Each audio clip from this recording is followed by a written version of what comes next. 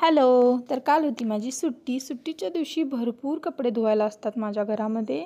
तर मध्ये चहाची फर्माईश आली म्हणून त्यांना चहा दिला. त्याच्यानंतर माझी कामं परत करायला सुरुवात केली. तर सर्व धुतलेले कपडे आधी वाळायला टाकले उन्हामध्ये.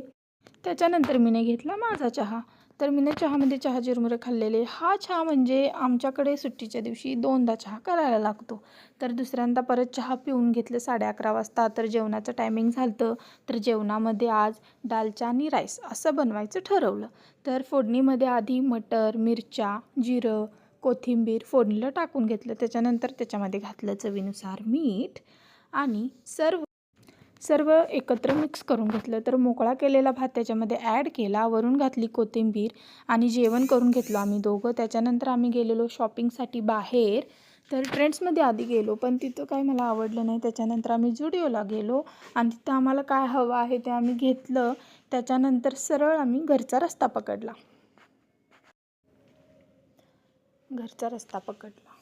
आणि पाहिजे तेवढं शॉपिंग करून